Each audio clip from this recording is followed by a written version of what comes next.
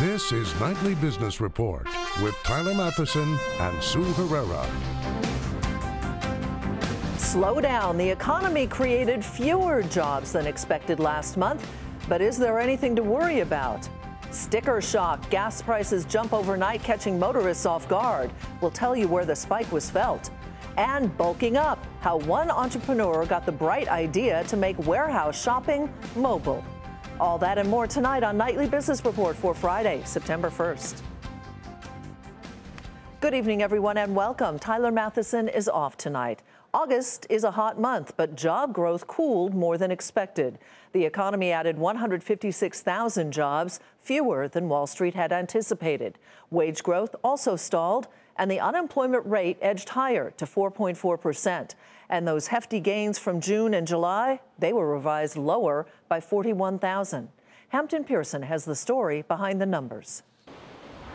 IT jobs and government hiring took a hit in August, while the auto industry and construction drove the gains. The president's top economic advisor says a one-month stall does not offset the overall momentum in the economy. And the key to creating more jobs with higher wages is tax reform. If we get a tax system that allows us to compete, we will hire people. When you hire people, you compete for labor. When you compete for labor, you drive wages. We need wage growth. We need job creation in this country. Professional and business services have been consistent engines for job growth, adding more than 262,000 workers in the last year. For skilled professionals like Kush Lodia, the job came looking for her. Actually, I was not looking for a job. I was recruited by my colleagues. She's one of more than 200 new hires at PenFed Credit Union so far this year. The company plans to double that hiring pace between now and the end of the year. CEO James Skank says the strength of the economy has helped grow demand for financial services. We feel a lot of strength for our products and services across the country. We've grown our assets by $6.4 billion in the last 3 years, which has allowed us at PenFed to increase our workforce by 50%. Analysts say continued growth is strong enough for the Fed to start shrinking its $4 trillion balance sheet.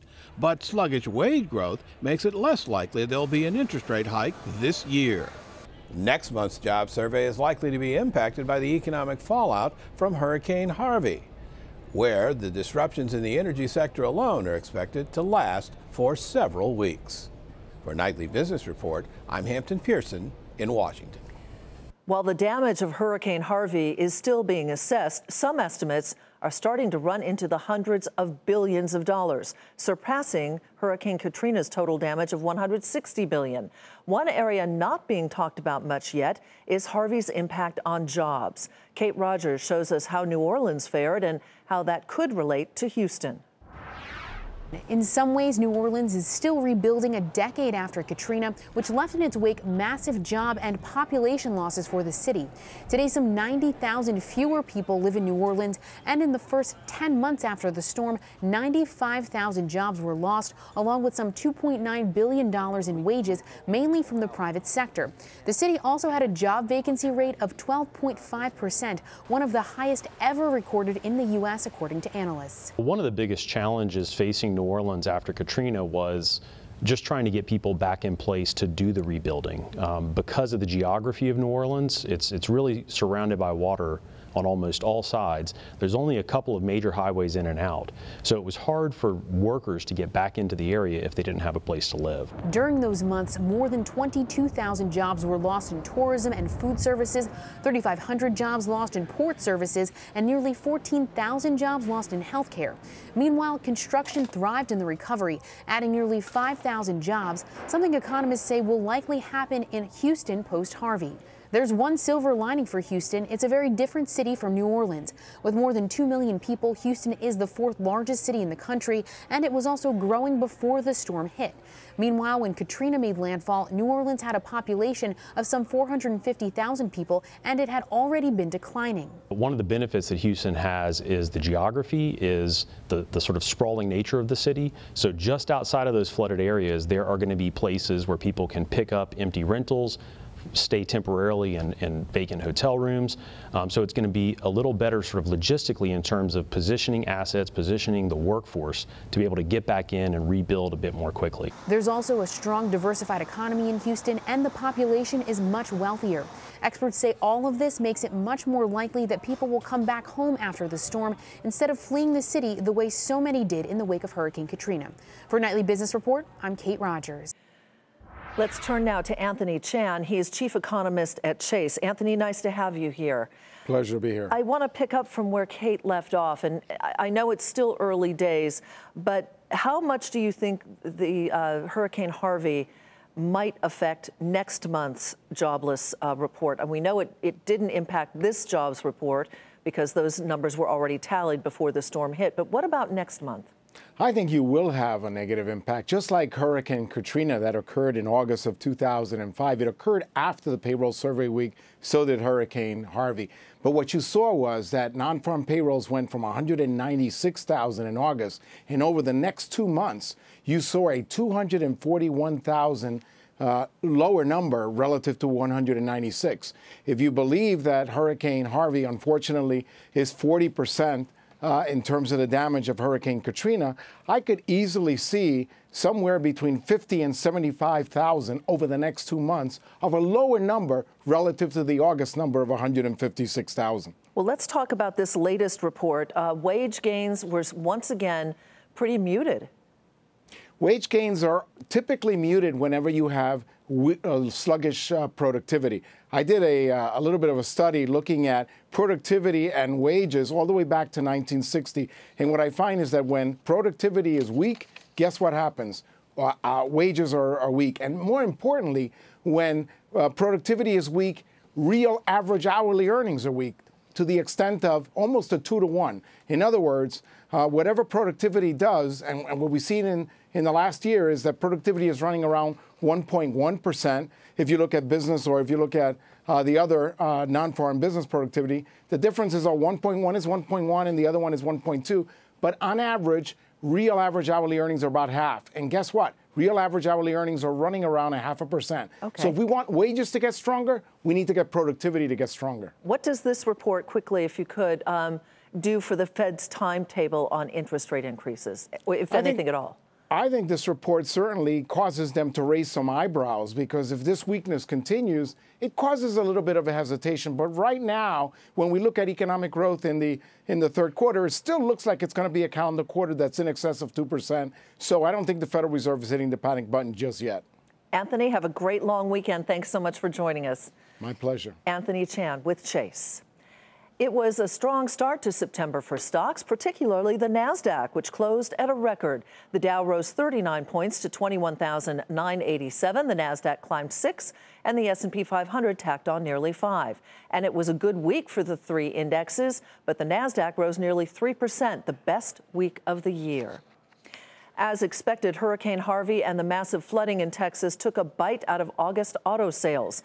Overall, business fell almost 5% compared to July. But now automakers are gearing up for an expected rebound in sales over the next 2 to 3 months. Phil LeBeau has more. They're a testament to how quickly Harvey swamped Houston. Flooded cars, SUVs, and pickups are spread throughout the city. The water is so high in so many areas, it's estimated up to 500,000 vehicles could be totaled. That includes some that are underwater at dealerships. Right now, most auto dealers in the Houston area are likely to be closed for much of this week. And when they reopen, business is likely to be slow as people struggle to put their lives back together, file insurance claims, and get around to buying a car or truck. Once that happens, sales will snap back. Scrap the vehicles, and they're all going to have to be replaced. So I expect a significant snapback in Houston, which is both a tribute to the spirit and resiliency of the people there, and that's the American way. With used car prices already at a record high, it's likely they'll move even higher. That's because the supply in the Houston area will be tighter than normal, at least initially. And what happens to all the flooded cars and trucks? Well, the vast majority will be scrapped. But as with Hurricanes Katrina and Sandy, there are some that will be fixed, retitled, and then sold. often in states around the country where the buyers have no idea that the vehicle they're buying was once underwater in Houston. Phil LeBeau, Nightly Business Report, Chicago. And now to Texas, where Governor Abbott says more than 400,000 Texans have registered for government disaster assistance so far. And some of those people are slowly starting to go back to rehab and repair their homes. Contessa Brewer has more from Houston.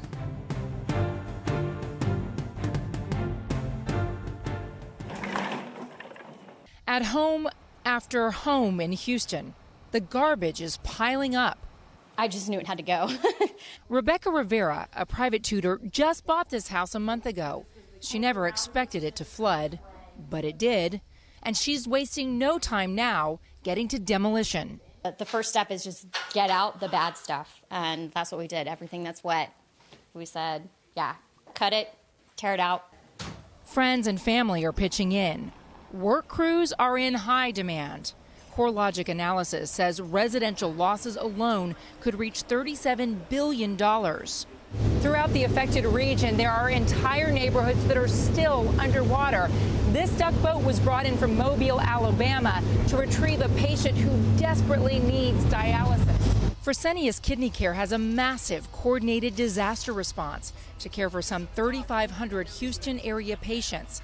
Generators, fuel, high-profile military vehicles, delivering supplies in still flooded neighborhoods. That disaster relief extends to many Fresenius employees. These people are really struggling, and they've lost their homes, but they're coming to work, and they're here, and they're taking care of patients. It's a big deal. They're sacrificing being home with their families and doing what they need to do to take care of patients. Doing what needs to be done is a massive job for insurance adjusters and water pumping crews, for waste collectors, and especially for those who have lost so much. It's just stuff. It's really just stuff. Like, this can all be replaced. I have my health, my family. Yeah, so this was an island. For this cancer survivor, a little perspective makes it easier to dive in. Contessa Brewer, Nightly Business Report, Houston. And the governor also says there is plenty of gasoline in Texas, but overnight there was a spike in gas prices nationally, and it caught consumers off guard. Some hit worse than others. Diana Olick has that story. Most Americans have been watching closely the disaster unfolding in Houston, but few, it seems, have been tracking its effect at their own gas stations. You didn't even notice prices went up. I did not. Disruptions at flooded Texas oil refineries are rippling through the nation's fuel lines, inflating prices at the pump. Compared to a week ago before the storm hit, prices are now up 17 cents a gallon nationally. But the East Coast and Mid-Atlantic are hardest hit, particularly Georgia and the Carolinas, and in the D.C., Maryland, Virginia area, where prices are up around 20 cents a gallon. That's because the Colonial Pipeline from Houston to New Jersey is running at reduced capacity. In California, which has its own refineries, prices are only up around 6 cents a gallon, less to do with Harvey and more about overall low supply nationally. While some didn't notice the jump on the price boards, they are suddenly rethinking their budgets. Yes, definitely. Probably have to cut back in a few other areas. Like what? Eating out, things like that. I used to spend $30 to fill up. Now it's like $45, close to $50. So yeah, it hits you. And for businesses that rely on transportation, I'm a general contractor, so it affects our business tremendously. We fill it up every morning now. We try to keep it on full. We used to be okay to run it down a little bit, but now we keep it on full. gas prices could rise further in the coming week, but then drop back as refineries come online and fuel starts moving again through the system. That is, unless another hurricane named Irma should cause trouble in other spots where fuel is processed or shipped. For Nightly Business Report, I'm Diana Olick in Washington. Coming up, the opioid crisis is plaguing communities across the nation. And now there are concerns it's also impacting the labor force.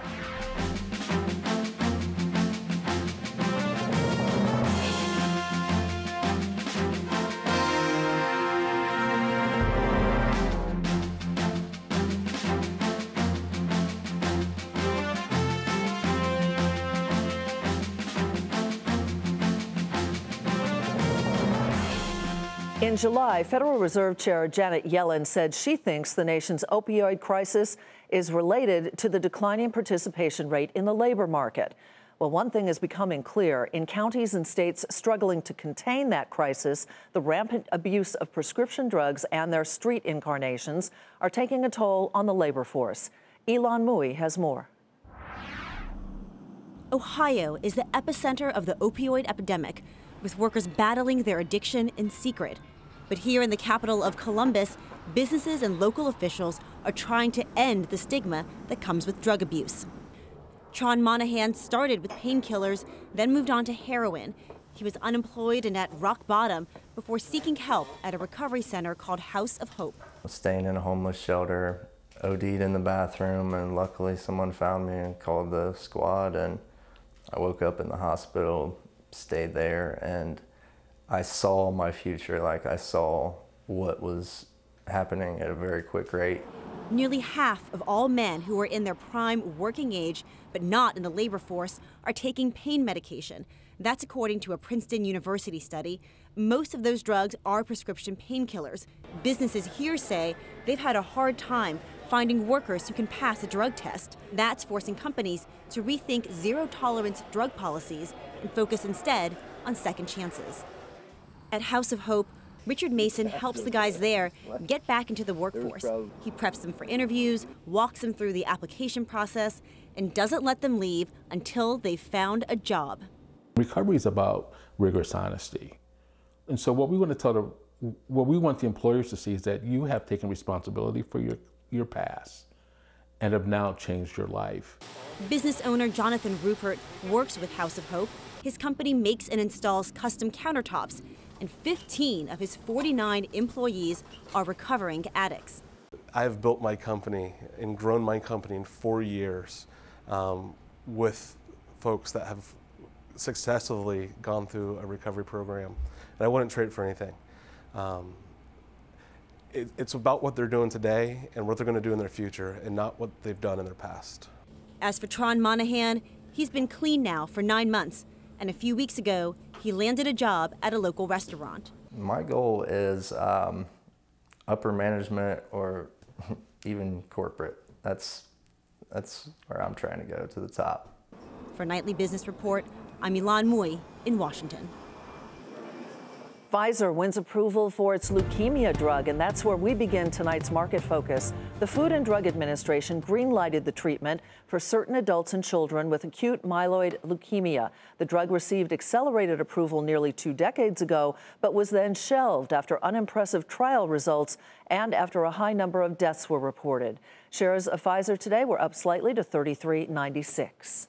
Lululemon's shares soared today following the athletic apparel retailer's better-than-expected profit and revenue after the bell yesterday. The company said the results were helped by strong e-commerce sales. And today, the CEO said he's optimistic about the remainder of 2017. Early indication in Q3 is that traffic is picking up. I see consumer confidence being a little bit stronger.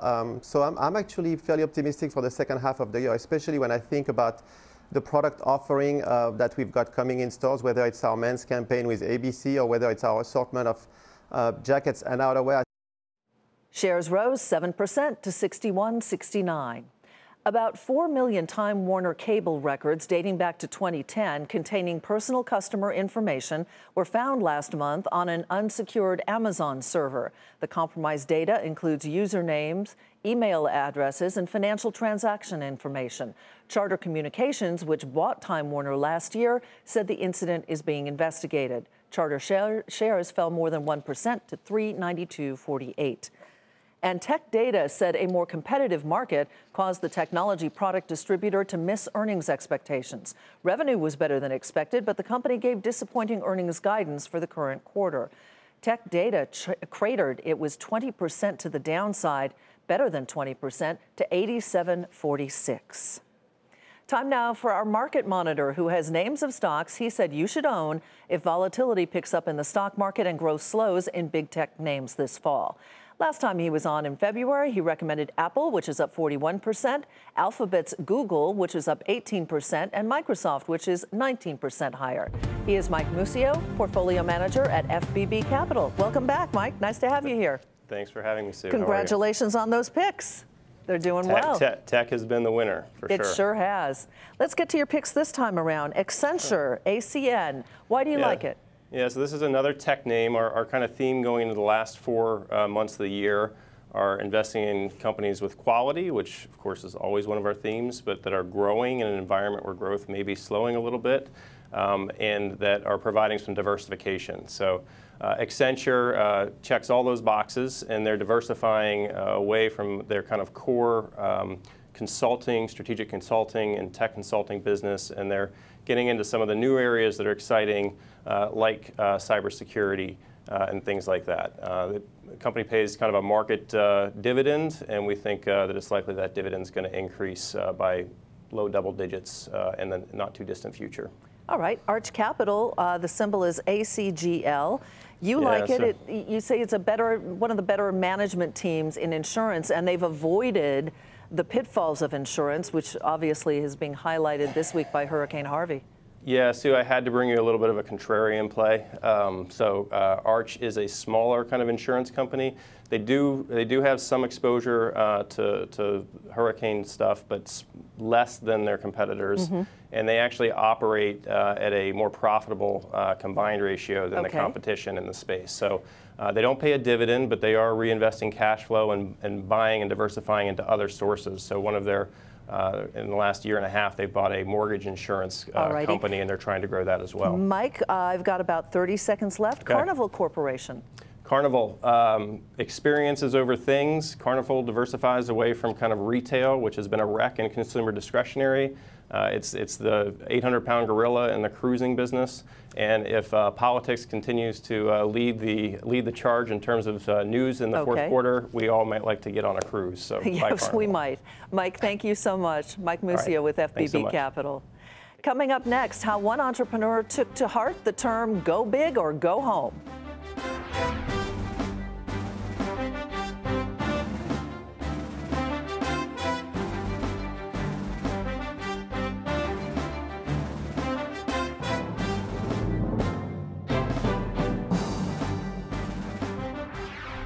Finally tonight, ever since Price Club introduced consumers to the idea of stocking up and saving in the 1970s, we've been snapping up bulk-size packages.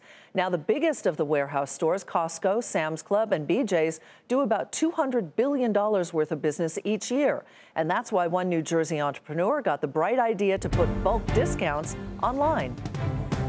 It sounds so storybook, starting a company in your parents' garage. The computer was right here. There was still a car on that side. Man, it sure isn't sexy when you're sitting here and not getting an order on a single day. Che Wong and his team went from the garage to a $100 million a year business, Boxed, selling bulk-sized snacks, food, paper towels, toilet paper, Costco and Sam's Club fare, online. Here, 150,000 square feet. The garage could only fit like 200 items. Just up the road from his parents' home, the newly automated New Jersey warehouse can ship tens of thousands of items in a day.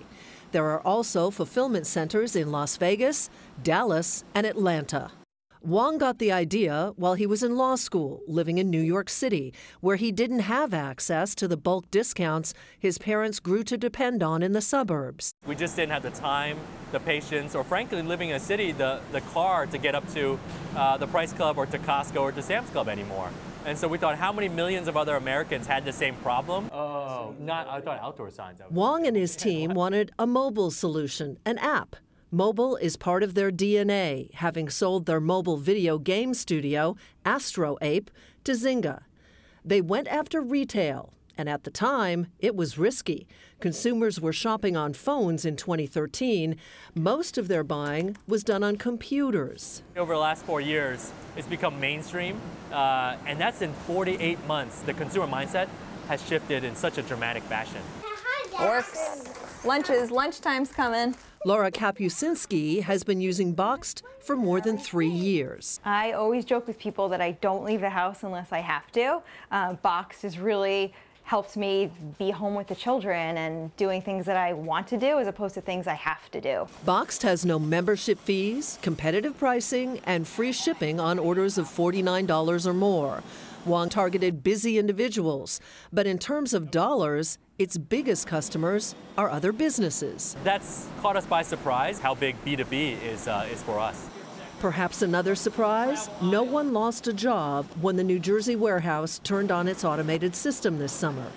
8 months in the making, costing millions, it's got a 4-story automated sorting system and nearly 3 miles of track.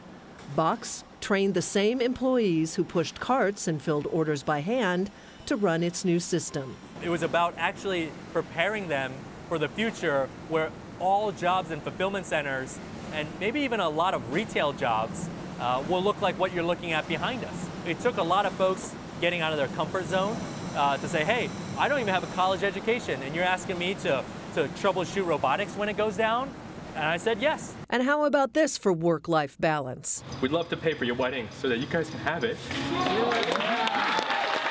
Boxed is helping to pay for employee weddings and their children's college education. Well, the last thing I want on my tombstone is, here lies Che Huang, like innovator of toilet paper shipping. I'd much rather have here lies Che Huang, made a difference in people's lives. At the moment, it's only the New Jersey location that's automated to such a large extent. But Boxed is also building a database to offer automated ordering for customers, and they're building their own robots, which they're not quite ready to show off in public yet, but we'll keep you posted. That does it for Nightly Business Report tonight. I'm Sue Herrera. Thanks for joining us. Have a great weekend. We will see you on Monday.